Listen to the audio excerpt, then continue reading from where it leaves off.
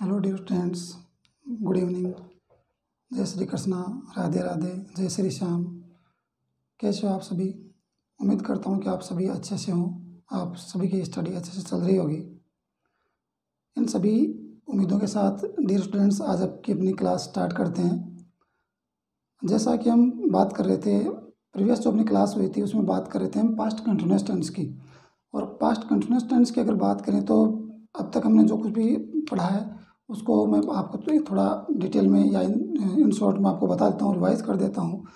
Dear friends, हम बात करते हैं पास्ट कंटिन्यूअस टेंस की। और कंटिन्यूअस टेंस की बात करें तो वहाँ पर हमने फॉर्मूले को जान लिया था। फॉर्मूला क्या था? सब्जेक्ट था, उसके बाद में हेल्पिंग वर्ब थी, उसके बाद में हेल्पिंग वर्ब के रूप में हम वॉज और वर यूज़ कर रहे थे। उसके बाद में हमारे पास मेन वर्ब थी, मेन वर्ब में हम ING यूज़ कर रहे थे। उसके बाद में ऑब्जेक्ट और अदर था। सब्जेक्ट की बात करूँ तो हमारे पास सिंगुलर और प्लूरल थे। यहाँ पर ध्यान देने वाली बात यह थी डियर फ्रेंड्स कि जो लास्ट अपनी क्लास में हमने बात की थी कि आई जो सब्जेक्ट है वो प्रेजेंट कंटिन्यूस और पास्ट कंटिन्यूस में क्या होता है, वो singular as a singular subject use होता है। बाकी सभी सेंटेंस में क्या होता है, वो सभी टेंसेज में वो as a plural subject use किया जाता है डियर स्टूडेंट्स। उसके बाद मैंने बात की थी कि जो भी पास्ट कंटिन्यूस से रिलेटेड जो भी हमने एडवर्ब देखी थी और उन्हीं एडवर्ब से रिलेटेड हमने सेंटेंस भी बना लिए थे। एक ही सेंटेंस 4 प्रकार से बनाया जा सकता है, वो हमने कर लिया था। अफर्मेटिव, नेगेटिव, इंट्रोगेटिव और नेगेटिव, वो हमने सेंटेंस बना लिए थे। उसके बाद में हमने बात की थी डियर फ्रेंड्स रूल नंबर 1 की। और रूल नंबर 1 क्या था? 1 में हमने बात की थी कि अगर दिया हुआ सेंटेंस अगर डायरेक्ट इनडायरेक्ट है या नरेशन या स्पीच का सेंटेंस है तो वहाँ पर अगर हमें सेंटेंस को चेंज करना है तो रिपोर्टेड स्पीच में या इन्वर्टेड कोमा में दिया हुआ सेंटेंस यदि रिपोर्टेड स्पीच में दिया हुआ सेंटेंस यदि प्रेजेंट कंटिन्यूअस टेंस में है तो उसको हम चेंज करेंगे, उसको चेंज करेंगे पास्ट कंटिन्यूअस में। प्रेजेंट कंटिन्यूअस का सेंटेंस जो इन्वर्टेड कोमा में होता है, प्रेजेंट कंटिन्यूअस टेंस जो इन्वर्टेड कोमा में बंद होता है, उसको हम चेंज करते हैं पास्ट कंटिन्यूअस टेंस में। तो पास्ट कंटिन्यूअस टेंस या पास्ट प्रोग्रेसिव टेंस का हम यूज़ कहाँ कर सकते हैं? नरेशन में भी कर सकते हैं, यदि हमारा इन्वर्टेड कोमा में दिया हुआ सेंटेंस क्या हो, आपका प्रेजेंट कंटिन्यूअस टेंस में हो। यहाँ तक हमने इस टेंस के बारे में पढ़ा था। और इसके बाद में उस रूल से संबंधित हमने जो फर्स्ट रूल था उसके एग्जाम्पल भी जान लिए थे डियर स्टूडेंट्स। आज हम बात करने वाले हैं रूल नंबर 2 की। आज हम बात करेंगे रूल नंबर 2 की। और रूल नंबर 2 क्या कहता है? रूल नंबर 2 ये कहता है कि अगर हमारी कोई पास्ट हैबिट रही हो, क्या रही हो? Past habit. पास्ट हैबिट, लेकिन पास्ट हैबिट कैसी रही हो? पास्ट हैबिट आपकी कंटिन्यूअली रही हो, यानी उसमें कंटिन्यूअली का भाव रहा हो या ऑलवेज का भाव रहा हो। क्योंकि आप कंटिन्यूअली शब्द देखते हो, आप ऑलवेज शब्द देखते हो तो वो याद आता है आपको वो प्रेजेंट इंडेफिनेट। क्योंकि प्रेजेंट इंडेफिनेट में अगर क्योंकि हैबिट की बात करूँ, सिर्फ हैबिट की बात करूँगा तो हम कहाँ जाएंगे? ऑलवेज के साथ, नेवर के साथ, डेली के साथ जाएंगे। और हम देखेंगे वो हैबिट हम यूज़ करते हैं, हैबिचुअल एक्ट होता है या रूटीन जो एक्ट होता है, एक्टिविटी होती है, वो हम सेंटेंस बनाने वाले होते हैं, वहाँ पर हम उसको यूज़ करते हैं प्रेजेंट इंडेफिनेट टेंस में। लेकिन क्योंकि यहाँ पर पास्ट टेंस चल रहा है, तो जब आप पास्ट हैबिट की बात करोगे, सिर्फ हैबिट की बात करेंगे तो प्रेजेंट इंडेफिनेट, लेकिन पास्ट हैबिट की बात करेंगे तो हम कौन से टेंस की टाइम यूज़ करने वाले हैं? पास्ट टाइम यूज़ करने वाले हैं। और पास्ट टाइम में भी अगर बात करूँगा कौन सी फेज आएगी? पास्ट टाइम में भी आपकी आएगी पास्ट इंडेफिनेट। कौन सी आएगी? पास्ट इंडेफिनेट फेज आने वाली है, सिर्फ पास्ट हैबिट हो तो। लेकिन बात करूँ पास्ट हैबिट तो है, लेकिन वो कैसी है? कंटिन्यूअली उसमें बनी हुई है, कंटिन्यूस का भाव उसमें, वो कंटिन्यूटी उसमें है, वो ऑलवेज वाला भाव है। तो अगर पास्ट में आपकी कोई हैबिट कंटिन्यू रही थी, हो सकता है वो आपकी हैबिट है या नहीं है, लेकिन वो ज़्यादा इंपॉर्टेंट नहीं है। इंपॉर्टेंट ये है कि पास्ट में अगर आपकी कोई हैबिट कंटिन्यू रही है या उसमें कंटिन्यूटी का भाव रहा है तो वो भी आपकी क्या कहलाएगी? वो भी आपकी पास्ट कंटिन्यूस या प्रोग्रेसिव टेंस में यूज की जाएगी डियर स्टूडेंट्स। तो अब हम इसके एग्जाम्पल के थ्रू इसको समझने की कोशिश करते हैं तो क्या आपको ज़्यादा समझ आ जाएगा डियर स्टूडेंट्स। देखते हैं। He was always complaining against me. He was always complaining against me. उसके बाद में सेकंड वन देखिए students, she was continually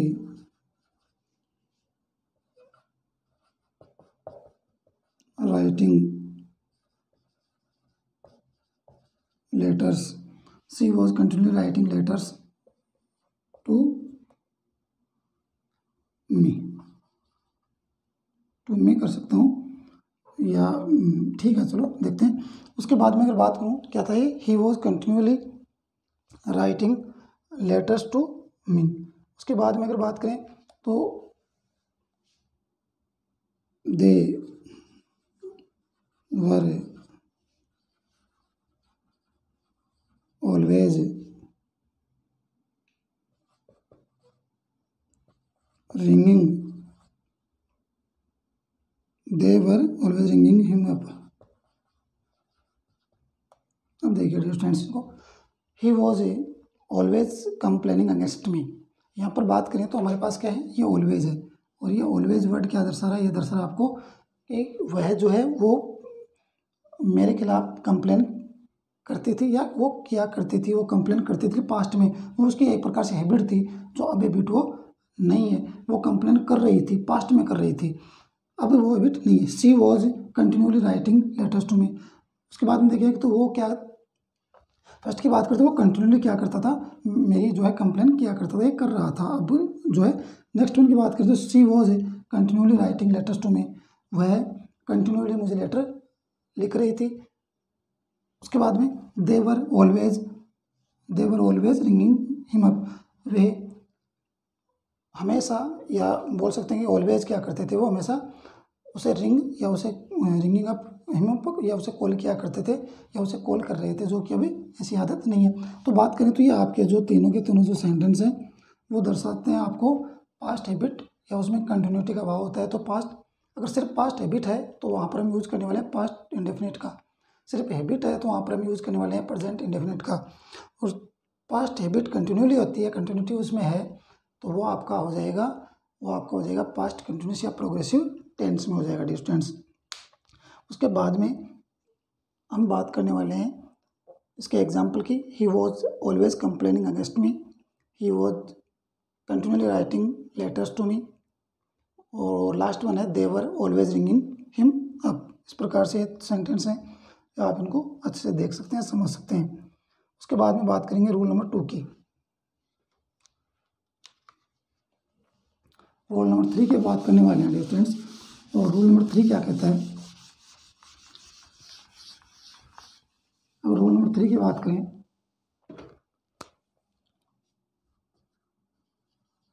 rule number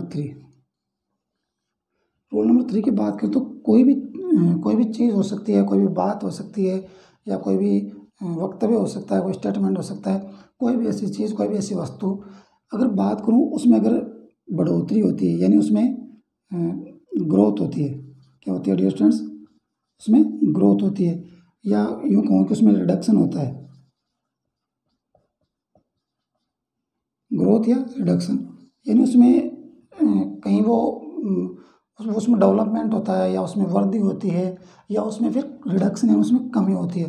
यानी किसी भी चीज़ में, किसी भी वस्तु में, किसी भी वक्तव्य में, किसी भी स्टेटमेंट में अगर कंटिन्यूटी या कंटिन्यूली उसमें ग्रोथ होती है, या कंटिन्यूली उसमें रिडक्शन कमी आती है, तो जब कमी या ग्रोथ की बात करते हैं, या कंटिन्यूली उसमें अगर वो पास्ट में ऐसा रहा है, या ऐसा हुआ था पास्ट में, कंटिन्यूली ग्रोथ या रिडक्शन वाला भाव उसमें रहा है, तो वहाँ पर हम बात करेंगे पास्ट कंटिन्यूस या प्रोग्रेसिव टेंस की।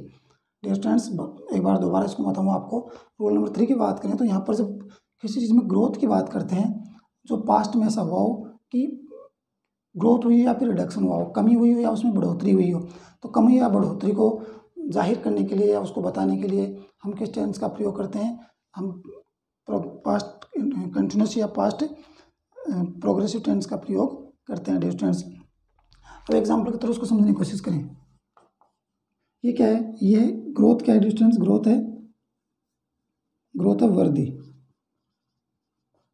या यूँ कहूँ की बढ़ोतरी।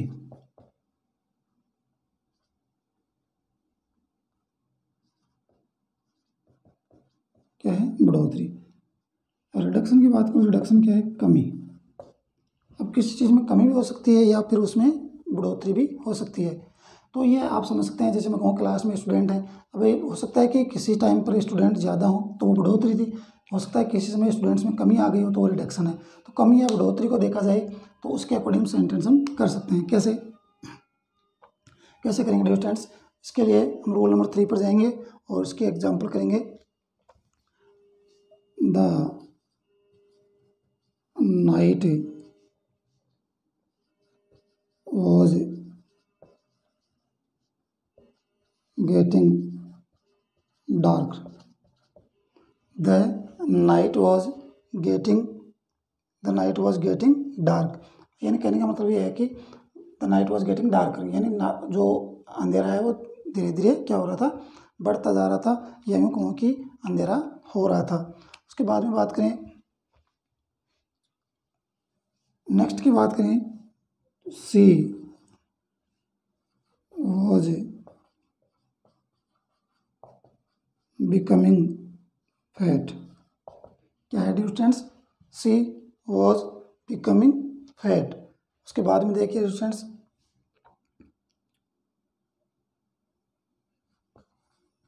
दे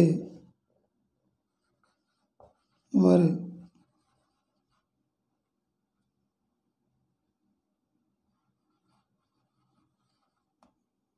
ऑलवेज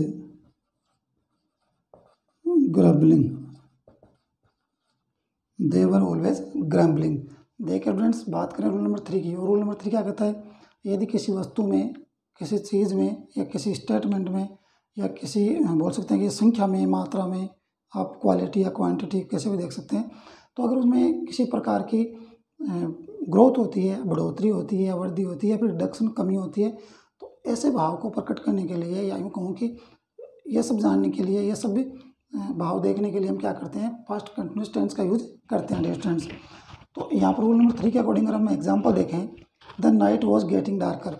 उसके बाद में बात करेंगे तो इस सेंटेंस में अगर बात करें तो यहाँ पर हमारे पास क्या है, the night was getting darker. तो यहाँ पर हमारे जो रूल के अकॉर्डिंग क्या है, पास्ट कंटिन्यूअस टेंस यूज कर दिया गया है। उसके बाद में सी वॉज बिकमिंग फैट। अब यहाँ पर सी और फैट को अगर देखें तो यहाँ पर ये वह है और यहाँ पर फैट है तो मोटा। देखा जाए तो सेंटेंस को देखें तो यहाँ पर क्या है, सी वॉज बिकमिंग फैट, तो यहाँ पर भी क्या धीरे धीरे क्या हो रहा है, कंटिन्यूसली धीरे धीरे क्या हो रहा था, वो मोटी हो रही थी, यानी धीरे धीरे उसमें वो बढ़ोतरी हो रही थी, यानी वो उसका वजन, उसका वेट है बढ़ रहा था, तो बढ़ोतरी हो रही थी। और यहाँ क्या हो रहा है, नाइट वॉज गेटिंग डार्कर, तो अंधेरा धीरे धीरे क्या हो रहा था, बढ़ रहा था, तो यहाँ पर भी क्या हो रही है, बढ़ोतरी हो रही है। दे वर ऑलवेज ग्रम्बलिंग, तो ये क्या है, दे वर ऑलवेज ग्रम्बलिंग, तो ग्रम्बलिंग कर रहे थे, यानी ये भी क्या है, ये भी आपका कमी या बढ़ोतरी को दर्शाता है डियर स्टूडेंट्स। तो हम देख सकते हैं कि यहाँ पर कमी या बढ़ोतरी को दर्शाने के लिए, या ग्रोथ या रिडक्शन को दर्शाने के लिए हम पास्ट कंटिन्यूअस टेंस का यूज कर सकते हैं डियर स्टूडेंट्स। किसका यूज कर सकते हैं, पास्ट कंटिन्यूअस टेंस का यूज कर सकते हैं। इसके बाद में हम बात करते हैं डियर स्टूडेंट्स, आई होप कि ये चीज़ आपको समझ में आई होगी। उसके बाद में हम बात करेंगे और आगे हम चलते हैं और बात करेंगे हम रूल नंबर 4 की। रूल नंबर 4 क्या कहता है डियर स्टूडेंट्स, ये जानने से पहले हम यहाँ समझ लेते हैं थोड़ा सा, ताकि आपके लिए और भी इजी हो जाए। रूल नंबर 4 क्या है, ये समझने के लिए हमें बात करें तो इससे पहले मैं आपको एक चीज़ और बता दूं कि हमारे पास जब हम कंजक्शन टॉपिक पढ़ेंगे तो वहाँ पर हमारे पास कुछ वर्ड होंगे कंजक्शन के रूप में। जैसे मैं बात करूँ व्हेन, इसकी बात करूँ व्हेन, उसके बाद में बात करूँगा मैं व्हाइल, इसकी बात करूँगा मैं व्हाइल की, व्हेन और व्हाइल। उसके बाद में हम बात करें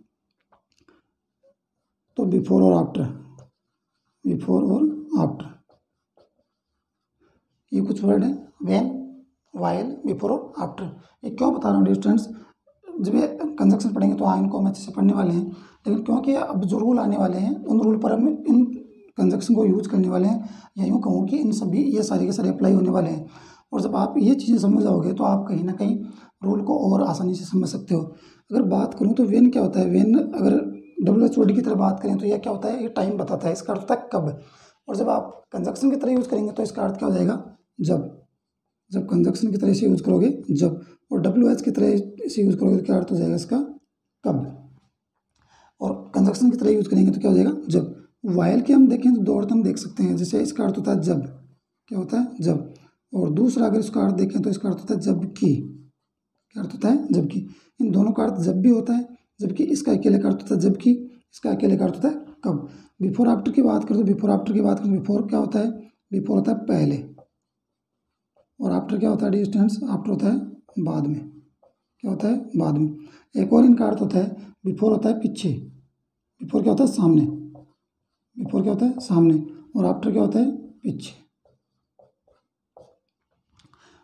बिफोर क्या होता है सामने और आफ्टर क्या होता है पीछे। वेन का अर्थ होता है जब या कब, जब होता है उसका एज ए कंजक्शन के रूप में, और उसके बाद में वेन का कब अर्थ क्या होता है WH के रूप में। वाइल के दो अर्थ होते हैं, जब और जबकि। बिफोर के अर्थ भी दो होते हैं, पहले या सामने, और आफ्टर का अर्थ होता है बाद में या पीछे। ये उसके कुछ जो इसके मीनिंग्स हैं, इसके अर्थ हैं। अगर आपको ये अर्थ समझ में आ गया होगा तो अब रूल नंबर 4 की हम बात करते हैं डियर स्टूडेंट्स। रूल नंबर 4 में अगर बात करेंगे तो हम बात करेंगे 1 and 1 की, 1 and 1 की डियर स्टूडेंट्स। इसकी रूल नंबर 4 जो काम करेगा वो रूल नंबर 4 है 1 and 1। 1 and 1 की बात करें तो क्या इसमें हो सकता है। 1 and 1 रूल की बात करूँ तो डियर स्टूडेंट्स हमने प्रीवियस क्लास में या जो भी हमने जैसे हमने पास्ट इंडेफिनिट जब टेंस पढ़ा था तो वहाँ पर जिक्र किया था कि एक और एक क्या है, 1 and 1 क्या है, क्योंकि एक तरफ इंडेफिनिट है तो दूसरी तरफ भी क्या है इंडेफिनिट है। जब दोनों तरफ आपको इंडेफिनिट टेंस मिल जाते हैं तो वो कौन सा रूल है, एक और एक। जब दोनों तरफ आपको कंटिन्यूस मिल जाते हैं तो वो रूल कौन सा है, दोनों तरफ आपको पास्ट कंटिन्यूस मिल जाते हैं तो रूल कौन सा है, वो रूल आपका दोनों तरफ कंटिन्यूस मिलने पर रूल है आपका 2 और 2। जब एक तरफ आपको इंडेफिनिट मिलता है और एक तरफ आपको कंटिन्यूस मिलता है तो वो रूल कौन सा है, 1 और 2। जब आपको एक तरफ रूल कंटिन्यूस मिलता है और एक तरफ आपको परफेक्ट मिलता है तो रूल कौन सा है, 1 और 3। तो यहाँ पर हम बात करेंगे रूल नंबर 1 and 1 की, 1 और 1 की। तो 1 और 1 का नियम कहाँ कहाँ लगता है डियर स्टूडेंट्स। तो अगर बात करूँ मैं एंड की तो हमने पीछे पढ़ा है कि एंड के साथ में हम किसका यूज़ करते हैं, एक 1 and 1, यानी इंडेफिनिट एंड और इंडेफिनिट हम एंड के साथ यूज़ कर सकते हैं।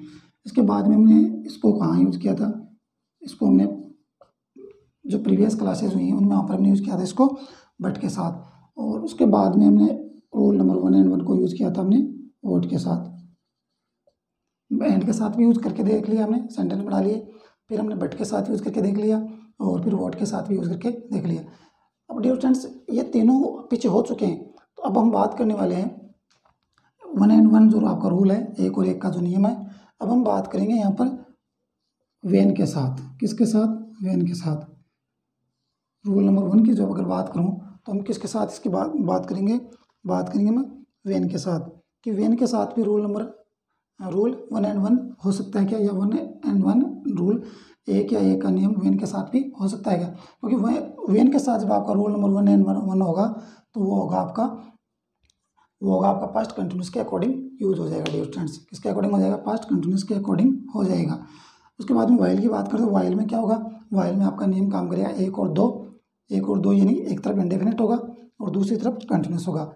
या फिर ऐसे भी हो सकता है 1 और 2, यानी एक तरफ कंटिन्यूस है दूसरी तरफ भी क्या होगा, कंटिन्यूस। उसके बाद में बात करें तो वेन के साथ नियम कौन सा लगा सकते हैं, तो एक तरफ हम यहाँ पर करके देख लेते हैं। अगर मैं बात करूँ रूल 1 and 1, रूल 1 and 1, उसके मैं बाद में बात करूँ रूल 1 and 2, उसके बाद में बात करूँ रूल 2 and 2, और उसके बाद में अगर मैं बात करूँ रूल 1 and 3, रूल 1 and 1, उसके बाद में rule 1 and 2, rule 2 and 2 and rule 1 and 3। 1 और 1 का नियम, 1 और 2 का नियम, 2 और 2 का नियम और 1 और 3 का नियम। अब यहाँ पर बात करूँ तो एक क्या है, एक आपका इंडेफिनिट है, एक क्या है इंडेफिनिट। ये भी कौन सा आपका, ये पास्ट के टेंस की बात करें क्योंकि पास्ट पढ़ रहे हैं तो पास्ट का इंडेफिनिट। 2 की बात करूँ तो कौन सा है, 2 की बात करूँ तो कौन सा है, कंटिन्यूस। और 3 की बात करूँ तो कौन सा है, परफेक्ट। कौन सा है, परफेक्ट। 1 की बात करें तो इंडेफिनिट है, 2 की बात करें तो कंटिन्यूस है और 3 की बात करें तो परफेक्ट है। 1 और 1 का नियम यानी इंडेफिनिट और इंडेफिनिट। 1 और 1 में क्या आएगा, दोनों तरफ ही क्या आएगा, इंडेफिनिट और इंडेफिनिट। और जब इंडेफिनिट और इंडेफिनिट आएगा तो यहाँ पर कौन कौन से कंजक्शन यूज़ कर सकते हैं, यहाँ पर हम यूज़ कर सकते हैं जैसा कि ऊपर बताया आपको, बट हो सकता है, एंड हो सकता है, वोट हो सकता है, और उसके बाद में क्या हो सकता है, वेन हो सकता है। क्या हो सकता है, वेन। तो ये तीनों तो हमने ऊपर पढ़ लिए हैं, बट, एंड और वोट। ये अब हम बात करने वाले हैं किसकी, तो बात करने वाले हैं वेन की। उसके बाद में अगर बात करूँ रूल नंबर 2 की, तो 2 के साथ 1 एंड 2 की बात करूँ तो रूल नंबर 1 एंड 2 में हम क्या क्या यूज़ कर सकते हैं। तो देखिए डियर स्टूडेंट्स, यहाँ पर देखिए वेन का अर्थ क्या होता है, जब। वाइल का अर्थ भी क्या होता है, जब। तो जब दोनों का अर्थ जब हो रहा है, दोनों में सिमिलरिटी आ रही है, तो यहाँ पर भी देखिए डियर स्टूडेंट्स, यहाँ पर भी क्या आ रही है, सिमिलरिटी आ रही है। तो हम कह सकते हैं कि यहाँ पर दोनों वर्ड यूज किए जा सकते हैं। नियम रूल 1 एंड 2, रूल 1 और 2 में हम क्या यूज कर सकते हैं, वहाँ पर कंजक्शन के रूप में यूज होंगे when and while. When and while दोनों यूज होंगे कंजक्शन के रूप में। कौन यूज होंगे, वेन एंड वाइल। उसके बाद में अगर बात करूँ मैं rule number 2 and 2, rule number 2 और 2 की, तो यहाँ बात करूँ तो क्योंकि यहाँ पर बात करेंगे कंटिन्यूस और कंटिन्यूस। यहाँ पर 2 एंड 2 की बात करूँ तो कंटिन्यूस और कंटिन्यूस। यहाँ पर बात करूँ तो इंडेफिनिट और कंटिन्यूस। यहाँ पर बात करूँ इंडेफिनिट और कंटिन्यूस। 2 और 2 में बात करें तो कंटिन्यूस और कंटिन्यूस। तो 2 और 2 का जो नियम होता है वो कहाँ लागू हो रहा है, वो हो रहा है सिर्फ वाइल के साथ। किसके साथ साथ हो रहा है, वो सिर्फ वाइल के साथ उसको यूज किया जा रहा है रूल नंबर 2 एंड 2 का। जब दोनों तरफ इंडेफिनिट हो तो हम एज ए कंजक्शन क्या यूज करते हैं, वाइल। या यूँ कहूँ कि जब वाइल हमारे सेंटेंस में हो या सेंटेंस में वाइल दिया हो, तो वहाँ पर हम अकॉर्डिंग टू ऑप्शन क्या यूज करेंगे। अगर आपको इंडेफिनिट दे रखा तो इंडेफिनिट और अगर आपको इंडेफिनिट और कंटिन्यूस वाला ऑप्शन दे रखा है तो उसके अकॉर्डिंग करेंगे, और अगर इंडेफिनिट नहीं है तो फिर हमारा ऑप्शन कौन सा होगा, कंटिन्यूस होगा। उसके बाद में बात करें रूल नंबर 1 एंड 3, तो रूल नंबर 1 एंड 3 की बात करें, नियम नंबर 1 और 3 की बात करें, तो ये आपका जुड़ता है किससे, ये आपका जुड़ता है वेन के साथ। किसके साथ, वेन के साथ। इसके अलावा किसके साथ जुड़ता है, आफ्टर और बिफोर के साथ। रूल नंबर 1 एंड 3 की बात करें तो ये वेन के साथ भी जुड़ता है, आफ्टर और बिफोर के साथ भी जुड़ता है। तो रूल 1 एंड 1 की हम बात कर रहे थे, या यूँ कहूँ कि हम बात कर रहे हैं वेन की। किसकी बात कर रहे हैं, वेन की। बात किसकी कर रहे हैं, वाइल की। बात किसकी कर रहे हैं, वेन बिफोर एंड आफ्टर की। तो आई होप डियर स्टूडेंट ये समझ में आ गया। एक बार दोबारा देखें इसको। रूल नंबर 1 की हम बात करें, और रूल नंबर 1 क्या कहता है, रूल नंबर 4 कह रहा है कि 1 एंड 1 का जो नियम है वो हम पढ़ने वाले हैं, और 1 एंड 1 का नियम लागू होता है बट, एंड और वोट। बट एंड वोट को हमने पढ़ लिया प्रीवियस क्लासेज में। अभी हम बात करने वाले 1 एंड 1 जो नियम है वो बट एंड वोट के अलावा किस किस के साथ लग सकता है। तो डियर स्टूडेंट ध्यान रखें, 1 एंड 1 का नियम लग सकता है आपका वेन के साथ। किसके साथ, वेन के साथ। उसके बाद में हमने बात की थी वेन का अर्थ होता है कब या जब, वाइल का अर्थ होता है जब या जब की। बिफोर का अर्थ होता है पहले या सामने, आफ्टर का अर्थ होता है बाद में या पीछे। अब देखा जाए तो 1 एंड 1 क्या होता है, 1 का अर्थ होता है इंडेफिनिट, 2 का अर्थ होता है कंटिन्यूस, 3 का अर्थ होता है परफेक्ट। और ये तीनों क्या है, आपके पास्ट को इंडिकेट कर रहे हैं, पास्ट टेंस पढ़ रहे हैं। रूल 1 एंड 1 की बात करें तो इंडेफिनिट और इंडेफिनिट दोनों साथ होंगे, और क्या आएगा, बट एंड वोट और वेन आने वाला है। उसके बाद में बात करें रूल नंबर 1 एंड 2, तो यहाँ पर हम क्या यूज कर सकते हैं कंजक्शन के रूप में, वेन एंड वाइल। ये आपके सेंटेंस में होंगे, और अकॉर्डिंग टू ऑप्शन में क्या करना होता है, उसमें अपनी form of the verb use करनी होती है। उसके बाद में बात करें रूल नंबर 2 एंड 2, तो वहाँ पर हम यूज़ करते हैं वाइल, यानी दोनों तरफ कंटिन्यूस होगा तो हम क्या करेंगे, वाइल। या कहूँ कि वाइल हो तो वहाँ पर हम क्या यूज़ करेंगे, कंटिन्यूस और कंटिन्यूस। फिर rule number 1 and 3, rule number 1 और 3 की बात करें तो यहाँ पर क्या होगा, यहाँ पर होगा वेन और आफ्टर और बिफोर, यानी वेन बिफोर और आफ्टर हो तो वहाँ पर हम रूल नंबर 1 और 3 लगा सकते हैं। अब एक बार वापस अपने रूल पर आ जाएं और अपने रूल पर आकर उस पर बात करते हैं। अब इसको एग्जाम्पल के थ्रू समझने की कोशिश करें dear students. Rule number 1 and 1, और इसमें क्या यूज़ करने वाले हम, वेन। क्या यूज़ करने वाले स्टूडेंट्स, इसमें यूज़ करने वाले हम when.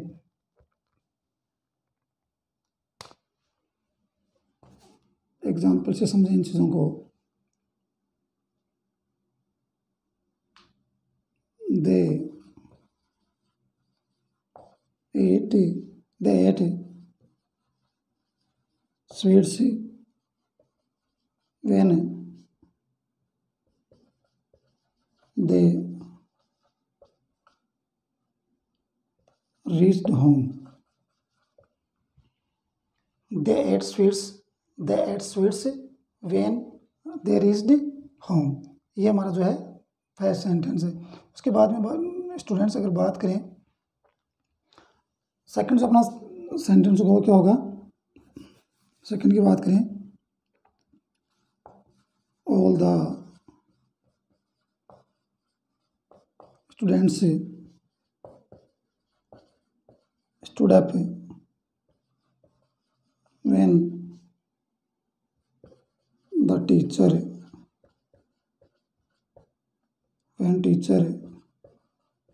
came into the class। क्या हो जाएगा students? All the students stood up when the teacher came into the class.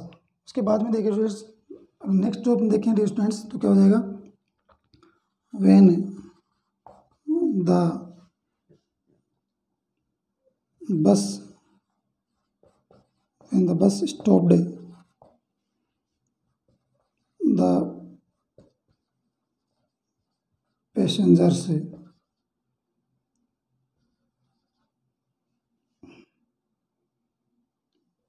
got off।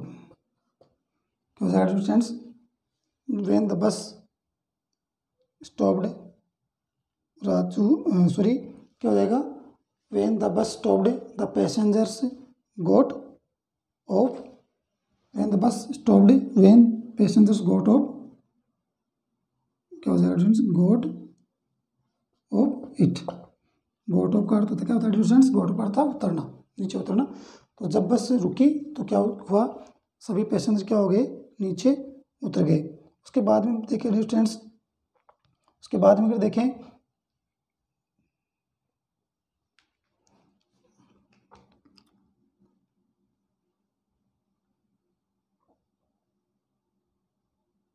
they crossed the road when the light turned green। क्या हो गया students? They cross the road when the light turn green. अब देखिए dear students, इनको एक एक को देखें। रूल नंबर 4 की बात करते हैं, और रूल नंबर 4 कहता है 1 and 1, यानी रूल नंबर 4 में हम बात करेंगे नियम 1 और 1 की। और 1 और 1 हम कहाँ लगा सकते हैं? बट एंड वोट के साथ, यानी वेन के साथ भी लगा सकते हैं। हमने इन तीनों को पीछे पढ़ लिया है और हम वेन की बात कर रहे हैं पास्ट कंटिन्यूस में। They ate sweets when they reached home. तो यहाँ पर बात करें तो दे एट स्वीट्स उन्होंने मिठाइयाँ खाई, लेकिन कब खाई? जब वो घर पहुँच गए। तो दोनों तरफ क्या है? दोनों तरफ बात करें तो यहाँ पर भी क्या है? यहाँ पर भी इंडेफिनेट है। क्या है? इंडेफिनेट, यानी यहाँ पर कौन सा है? फर्स्ट। और यहाँ पर बात करें तो यहाँ पर भी कौन सा है? यहाँ पर भी फर्स्ट, यानी एक और एक, दोनों तरफ क्या है? एक और एक। फिर आगे बात करें all the students stood up, यानी सभी स्टूडेंट क्या हो गए? खड़े हो गए। उसके बाद में टीचर केम, तो यहाँ पर भी क्या है? एक और एक, दोनों तरफ क्या है? इंडेफिनेट और इंडेफिनेट। तो यहाँ पर भी रूल नंबर 1 and 1 जो है आपका अप्लाई हो रहा है। तो सभी बच्चे खड़े हो गए, लेकिन कब हुई है? जब टीचर क्लास के अंदर आया। व्हेन द बस स्टॉप्ड, जब बस रुकी, यहाँ पर एक the bus stopped the passenger got off it, passenger वहाँ से उतरे, तो आपका ये क्या हो गया? आपका 1। तो 1 and 1, तो दोनों तरफ क्या है? 1 and 1, दोनों तरफ आपका इंडेफिनेट और इंडेफिनेट। उसके बाद में बात करें, they cross the road when the light turn green. उन्होंने रोड क्रॉस करी, लेकिन कब की? जब लाइट क्या हो गई? ग्रीन हो गई, नहीं हरी होने के बाद में, बत्ती हरी होने के बाद में उन्होंने रोड को क्रॉस किया। तो दोनों तरफ क्या है? इंडेफिनेट है, यानी आपको past form of the verb दे रखी है। तो दोनों तरफ 1 and 1 है, इंडेफिनेट और इंडेफिनेट है। तो ये आपका क्या हो गया? रूल 1 and 1 आपका अप्लाई इस पर हो रहा है स्टूडेंट्स। कौन सा हो रहा है? रूल 1 and 1 अप्लाई हो रहा है। आई होप कि ये चीज़ आपको समझ में आई होगी। अब आगे चलते हैं आगे, और आगे बात करेंगे हम, जैसा कि हर क्लास के एंड में हम करते हैं, कुछ हमारे पास वोकेब होती है, कुछ मीनिंग्स होते हैं, और आज उन्हीं मीनिंग्स की हम बात करने वाले हैं स्टूडेंट्स। हर क्लास के एंड में आपको कुछ अच्छे मीनिंग्स, कुछ अच्छी वोकेब देखने को मिलती है। आप क्लास के एंड तक बने रहें। यहाँ पर हमारे पास जो फर्स्ट वर्ड है वो है एकमी। क्या है स्टूडेंट्स? एकमी। एकमी का अर्थ क्या होता है? एकमी होता है आपका शिखर, चोटी, या यूँ कहूँ कि उच्चतम बिंदु। क्या हो जाएगा? उच्चतम बिंदु हो जाएगा स्टूडेंट्स। क्या हो जाएगा? उच्चतम बिंदु। तो अगर सिनोनिम की बात करें तो सिनोनिम कौन कौन से हो सकते हैं इसके?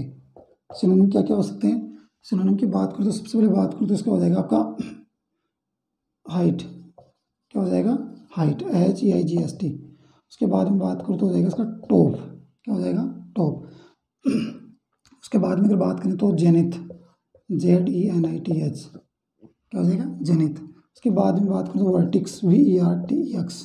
क्या हो जाएगा? वर्टिक्स। क्या हो जाएगा? वर्टिक्स। हाइट हो जाएगा, टॉप हो जाएगा, उसके बाद में क्या हो जाएगा? जेनिथ और वर्टिक्स। उसके बाद में बात करें तो क्लाइमेक्स, CLIMAX। क्या हो जाएगा? क्लाइमेक्स हो जाएगा। क्या हो जाएगा डियर स्टूडेंट्स?